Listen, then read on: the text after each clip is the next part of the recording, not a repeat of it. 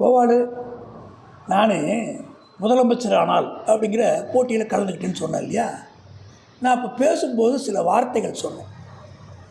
என்ன சொன்னேன்னா, ஒரு நாடு வளர்ச்சி அடையணுன்னா உற்பத்தி அதிகமாகணும். அப்போ எனக்கு அறியாத வயசு, நான் ஒரு விவசாய குடும்பத்தை சேர்ந்தால். எங்கள் அப்பாவுக்கு ஒரு சின்ன விவசாயி, என்ன 2 ஏக்கர் நிலம் தான் வச்சுருந்தார்.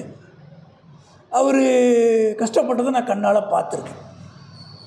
இந்த தண்ணி பிடிக்க போராடுவார், அதெல்லாம் பார்த்துருக்கேன். மடை மாற்றுறதுக்கு ராத்திரியில் போவார், வாய்க்காலில் போய் தண்ணி எடுத்தாந்து வைக்க ட்ரை பண்ணுவார். பக்கத்தில் பம்பு செட்டி ஒரு தனியார்ட்ட இருக்க, அவங்க கொடுக்க மாட்டாங்க தண்ணி. இந்த போராட்டங்கள்லாம் பார்த்தனால எனக்கு பேசுறதுக்கு கொஞ்சம் சலுகையாக இருந்தது. நான் என்ன சொன்னேன், இந்த வரப்புகளே நிறைய இடம் அடைச்சிருது, ஒரு பெரிய பெரிய ஏரியாவாக வரப்புகள் இல்லாத ஏரியாவாக பண்ணால் அந்த விவசாய பலன் அதிகமாக வரும். தண்ணி ஒரு முக்கியமான விஷயம், தண்ணி தேவையில்லாமல் கடலுக்கு போகுது. அந்த அறியாத வயசுலேயும் நான் சொன்னேன். அது எப்படி எனக்கு ஞாபகம் வந்ததுன்னு தெரில. தண்ணியை அங்கங்கே டேம் நிறையா கட்டி ஒரு சொட்டு தண்ணி கூட வேஸ்ட் ஆகாமல் பார்த்துக்கணும். உலகத்துக்கு தண்ணி ஒரு முக்கியமான விஷயம். தண்ணிக்கு நம்ம அந்த தண்ணியை பாதுகாக்கிறதுக்கு நிறைய செலவு பண்ணணும் அப்படின்னு சொன்னேன். அதுக்கப்புறமா சொன்னேன், உற்பத்தி ஆகிற பொருள்லாம் ஒரு நெல்மணி கூட வேஸ்ட் ஆகாமல் பாதுகாக்கிற பெரிய பெரிய குடோன் கட்டணும். விவசாயம் ஒரு முக்கியமான தொழில்.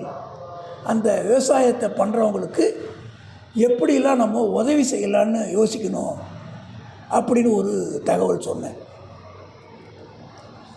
அப்போ இந்த அக்ரிகல்ச்சர் ஆஃபீஸர்லாம் எங்கள் அப்பாட்ட பேசுவாங்க, இந்த மாதிரி உரம் போடுங்க, இந்த மாதிரி பூச்சி மருந்து போடுங்க, நல்லா வரும்னு. அரசாங்கமும் அதற்கான மெனக்கெடு பண்ணுது.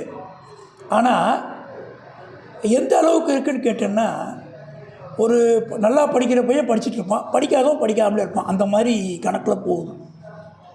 எல்லோரும் அல்டுகதராக ஒரு 40 பசங்க தான் 40 பேருமே வெற்றியாளராக வர்ற மாதிரி உருவாக்குறது தான் ஒரு வெற்றியோட அழகு. சிலர் இயற்கையில் அவங்களுடைய திறமையினால் முன்னேறுறாங்க. ஒரு பணம் வருமானம் வர்ற மாதிரி ஒரு திட்டத்தை விவசாயிக்கு சொல்லி கொடுத்து பணம் அதிகமாக கிடைக்கிற மாதிரி பயிர்கள் உருவாக்குறது பண்ணுறதுக்கு செஞ்ச தொழிலையே திரும்ப திரும்ப அதே நெல் உளுந்து பயிரை போடுறாங்க. ஒரு மாறுபட்டு யோசிக்கணும்னு ஒரு கருத்தை தெரிவித்தேன். என்ன சூப்பராக பேசியிருக்கீங்கண்ணே, அதுக்கு என்ன ரிசல்ட் நான் பிறகு சொல்கிறேன் பாருங்கள்.